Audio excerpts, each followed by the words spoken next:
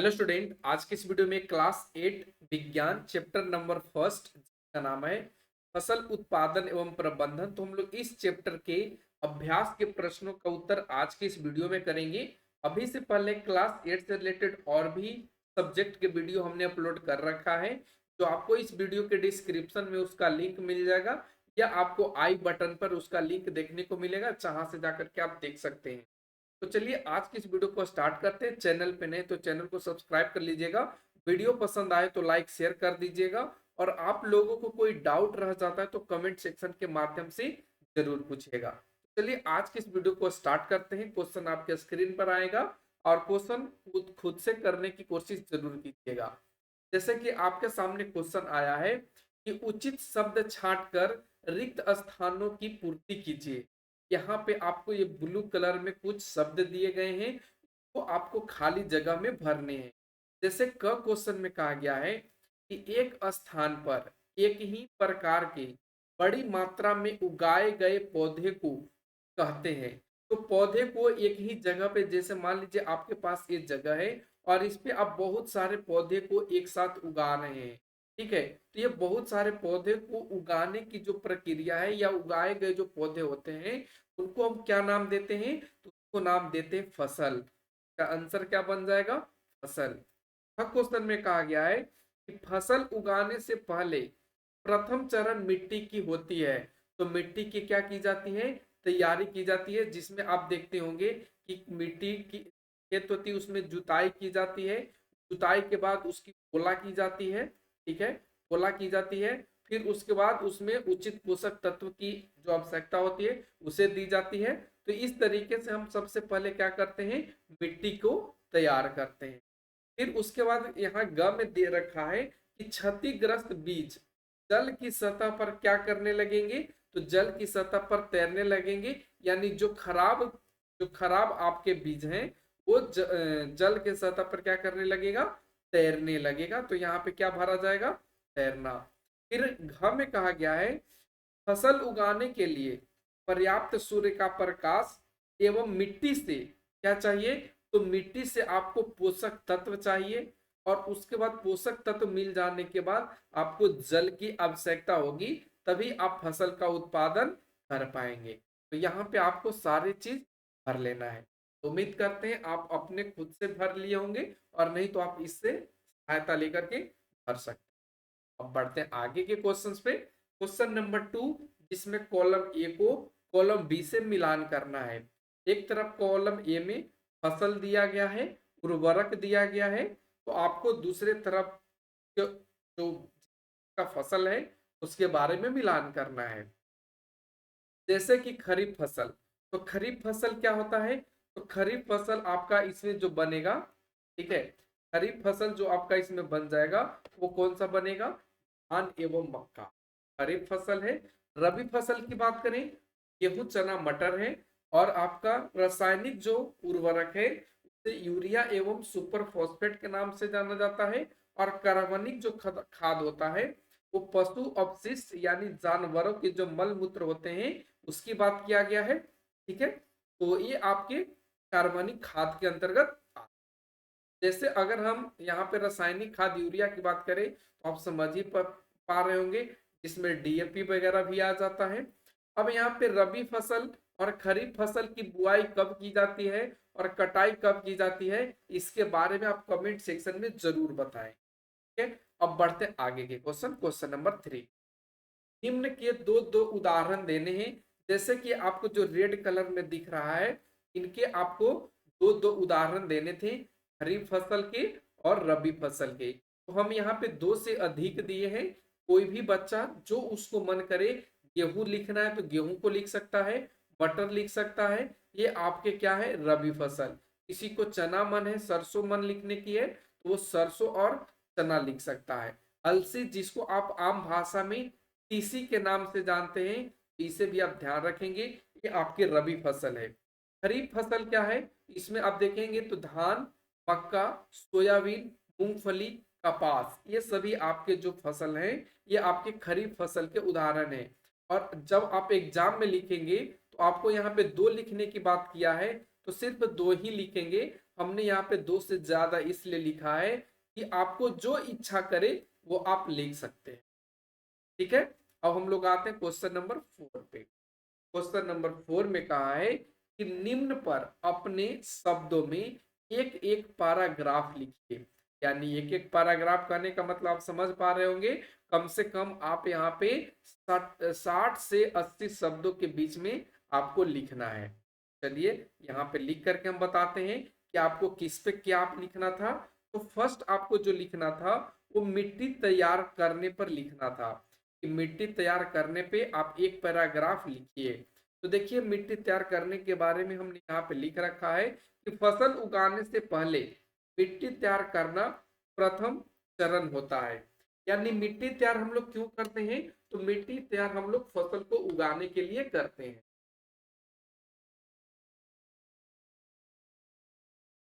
ठीक है, तो आप इसको समझ पाए होंगे। इसमें मिट्टी को हम क्या करते हैं, उलटते पलटते हैं, पोला करते हैं, और उलटने पलटने और पोला करने से पोषक पदार्थ ऊपर आ जाते हैं और पौधे इन पोषक पदार्थों का उपयोग कर पाते हैं। आपने यहाँ पे देखा कि हम मिट्टी तैयार क्यों करते हैं, उसके क्या फायदे हैं, तो ये सारी चीजों को हमने यहाँ पे डिस्कस किया। सेकेंड आता है यहाँ पे, देखेंगे आप यहाँ पे बुआई। बुआई का मतलब किसी भी बीज को बोना, किसी भी बीज को क्या होगा, बोना। हम उगाना भी कर सकते हैं। तो आइए हम इसको समझते हैं। बुआई फसल उत्पादन का सबसे महत्वपूर्ण चरण होता है। यानी जब आप मिट्टी को तैयार कर लेंगे, जब आप मिट्टी को अच्छे तरीके से पोषक तत्वों से मिला देंगे, तो उसके बाद ये चरण आती है बुआई की।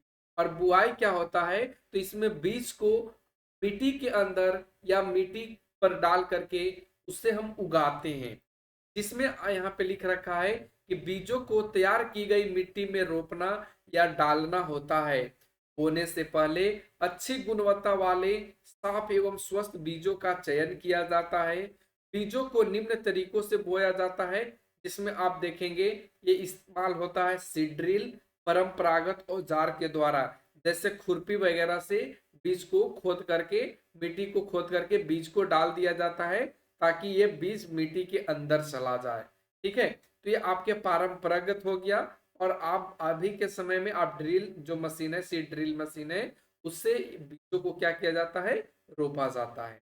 उम्मीद करते हैं आप इस पॉइंट को भी अच्छे से समझे होंगे। फिर थर्ड आता है यहाँ पे निराई। निराई का मतलब क्या होता है, तो निराई का मतलब अगर हम लोग आम भाषा देहात की भाषा में समझे, तो इसको सुहाई कहते हैं। जैसे कि जो खरपतवार उसमें हो जाता है, जैसे आपने चना की फसल को बोया और उसमें बथुआ आपका जम गया। ठीक है, क्या जम गया, बथुआ जम गया, या कोई अन्य घास जम गया जो आपके फसल को बर्बाद कर रहा है। तो ये अन्य जो घास है या बथुआ है, इसको अपने फसल से बाहर निकालना ही क्या कहलाता है, निराई कहलाता है। उम्मीद करते हैं निराई को आप समझे होंगे। अब आइए इसके बारे में जान लेते हैं। तो खेत में कई अन्य अवांछित पौधे प्राकृतिक रूप से फसल के साथ उग जाते हैं। इन अवांछित पौधों को हटाने को निराई कहा जाता है। निराई आवश्यक है क्योंकि खरपतवार जल, पोषक जगह और प्रकाश की स्पर्धा कर फसल की वृद्धि पर प्रभाव डालते हैं। तो आप समझ पाए होंगे, जैसे कि हमने आपको लोकल लैंग्वेज में समझाया, और उसके बाद आपको ये लैंग्वेज लिख लेना। अब अगला क्वेश्चन आता है इसी का, थ्रेसिंग। तो थ्रेसिंग के बारे में आप क्या लिखेंगे, तो थ्रेसिंग देखिए कब होता है, जैसे आप गेहूं के फसल को उगाए, कौन से फसल को उगाए, गेहूं के फसल को उगाए, और उगाने के बाद इसे काट करके कहाँ लेके चलाए, अपने खलिहान में लेके चले आए या अपने घर लेके चले आए, और फिर इसको क्या करते हैं, थ्रेसर के माध्यम से, इससे थ्रेसर के माध्यम से, या दौनी जिसको बोलते हैं, दमनी, क्या बोलते हैं, दमनी के माध्यम से क्या किया जाता है, इसके अंदर से जो गेहूं के बीज है उसको निकाला जाता है। किसको निकाला जाता है, गेहूं के बीज को निकाला जाता है। तो यही प्रोसेस जो है वो आपका थ्रेसिंग के नाम से जाना जाता है।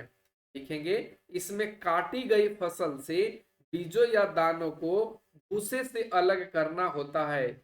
यह क्रिया मशीनों द्वारा या हाथों से फटक करके किया जा सकता है। तो आप थ्रेसिंग को समझ पाए होंगे।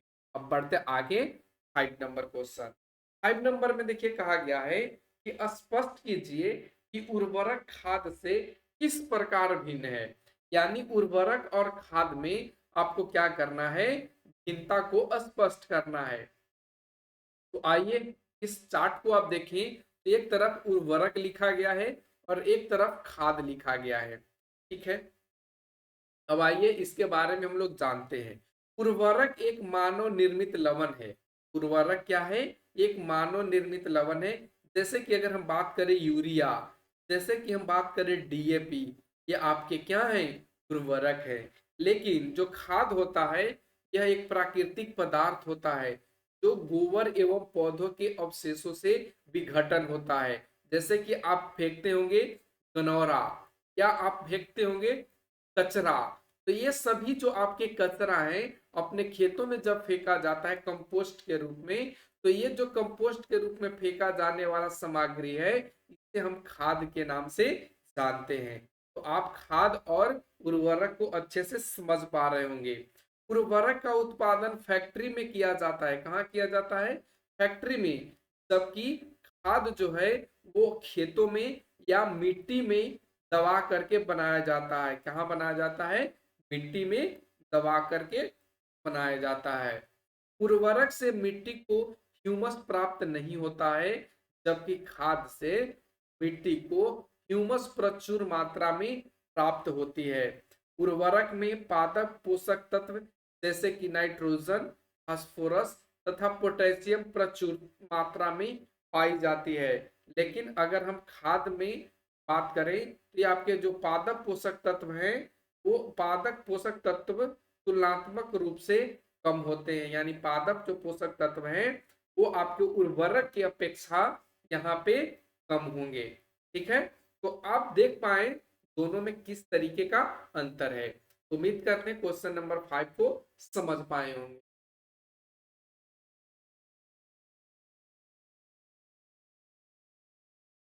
आइए हम अब क्वेश्चन नंबर 6 की तरफ चलते हैं।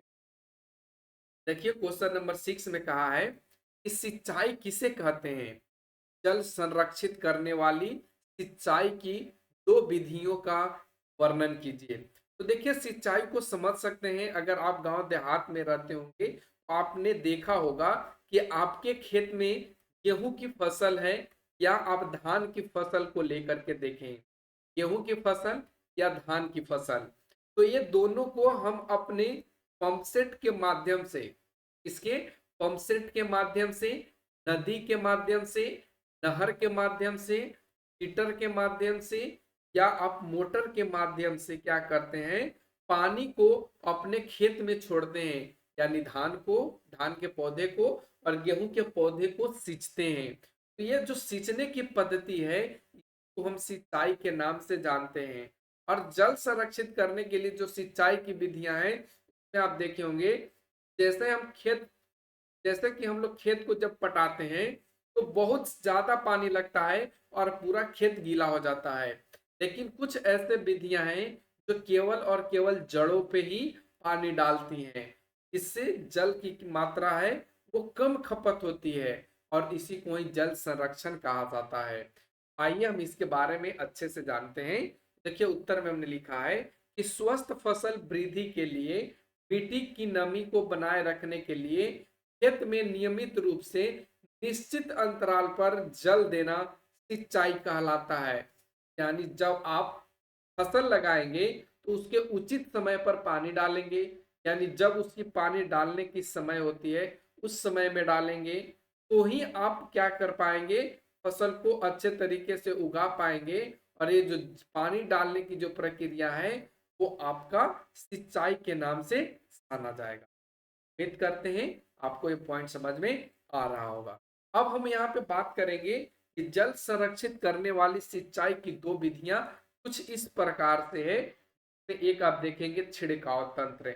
इस विधि का उपयोग असमतल भूमि, यानी कि वैसा भूमि जो बराबर नहीं है, प्लेन नहीं है, उसे असमतल भूमि कहा जाता है।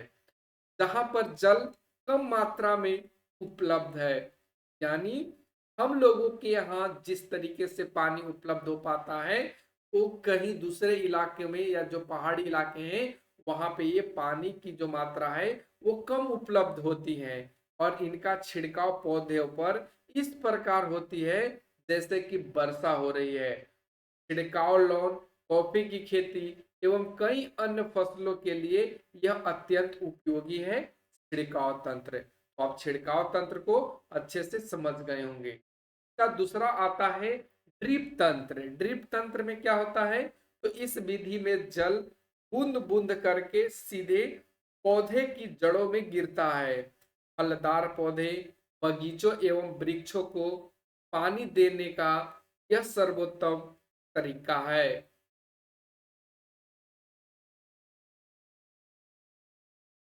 अतः यह जल की कमी वाले क्षेत्रों के लिए एक वरदान है। तो आपने देखा कि जल संरक्षित करने की जो विधियां हैं वो किस प्रकार से हैं। नेक्स्ट आता है क्वेश्चन नंबर 7 से कहा गया है यदि गेहूं को खरीफ ऋतु में उगाया जाए तो क्या होगा, चर्चा कीजिए। और इससे पहले आप लोग कमेंट सेक्शन में बताइए खरीफ ऋतु कब से कब तक माना जाता है। देखिए उत्तर में हमने लिखा है कि गेहूं एक रबी फसल है जिसे शीत ऋतु अक्टूबर से मार्च तक में बोया उगाई जाती है या बोई जाती है। यदि गेहूं को खरीफ ऋतु अर्थात जून से सितंबर में उगाया जाए तो गेहूं के बीज सड़ जाएगा और फसल बर्बाद हो जाएगा। और ऐसा क्यों होगा, क्योंकि ये जो आपके ऋतु जून से सितंबर का बीच है ये बारिश वाला दिन है। कौन से दिन है, बारिश वाला यानी वर्षा ऋतु का दिन है। और जैसे ही इस वर्षा ऋतु में पानी की बौछारें पड़ती रहेंगी बीजों पे, ये बीज क्या हो जाएंगे, सड़ जाएंगे और फसल क्या हो जाएगा, बर्बाद हो जाएगा। अब हम लोग आते हैं क्वेश्चन नंबर 8 पे। कहा गया है खेत में लगातार फसल उगाने से मिट्टी पर क्या प्रभाव पड़ता है, व्याख्या कीजिए।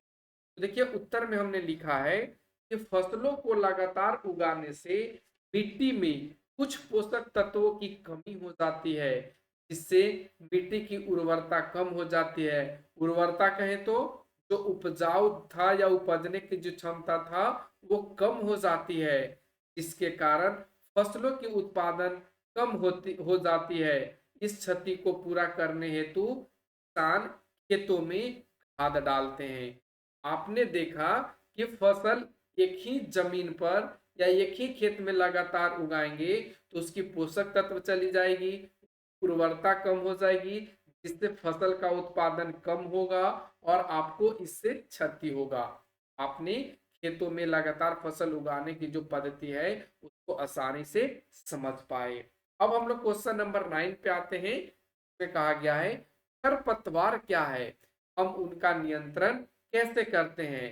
तो आइए हम लोग जानते हैं कि खरपतवार क्या होता है। ठीक है, तो देखिए खरपतवार की बात करें तो आपके फसल के साथ अवांछनीय रूप से या जिसकी आवश्यकता नहीं है वो भी पौधा क्या हो जाता है, उग जाता है। और उस पौधा को हम किस नाम से जानते हैं, तो ये खरपतवार के नाम से जानते हैं। तो आइए उत्तर लिखते हैं खेत में कई अन्य अवांछित पौधे प्राकृतिक रूप से फसल के साथ उग जाते हैं। इस अवांछित पौधे को खरपतवार कहते हैं।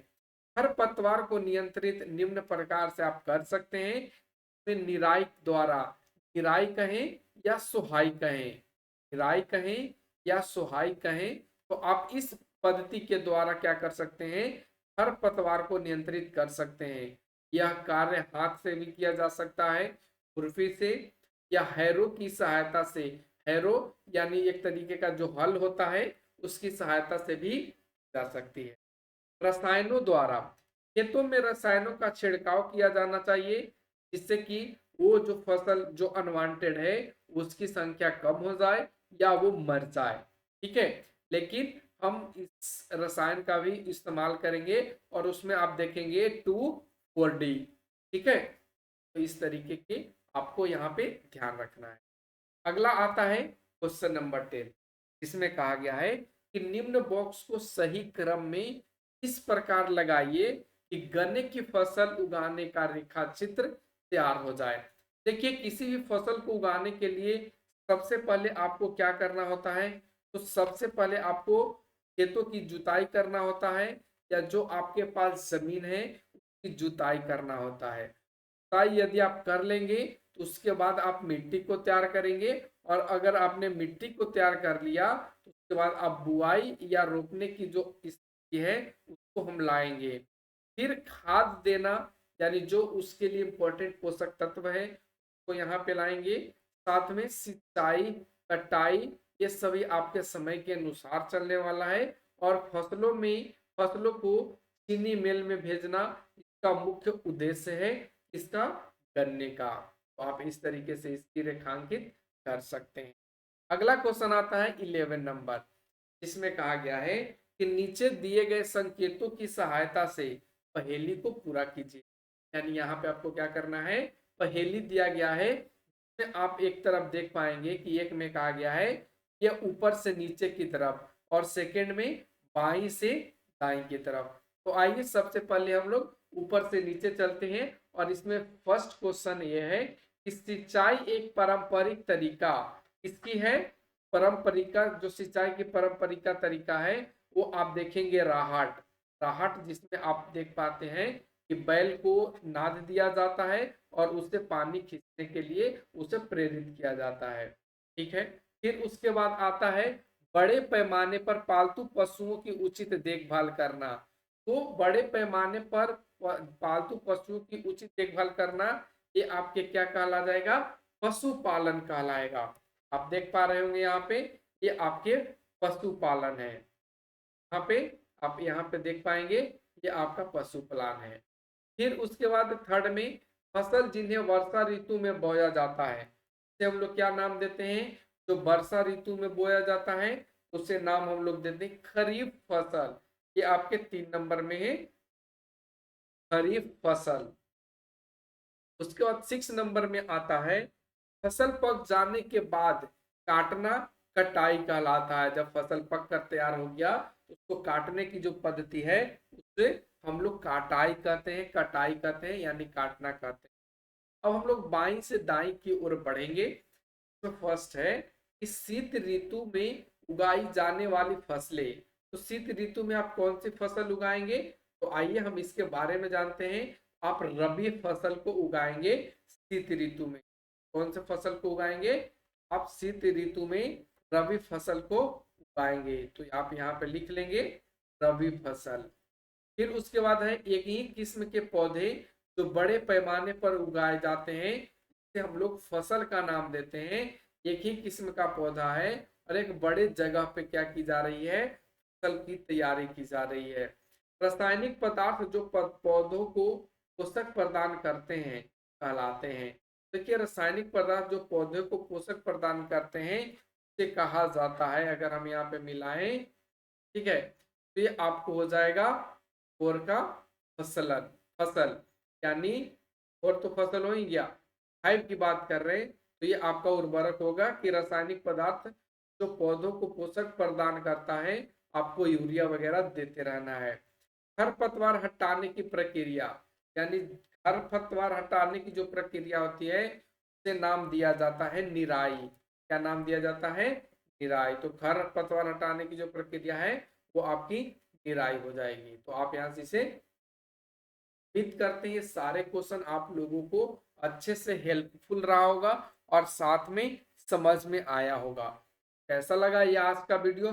कमेंट सेक्शन में जरूर बताइए। वीडियो पसंद आए तो लाइक शेयर कर दीजिए। Thanks for watching, take care, bye bye.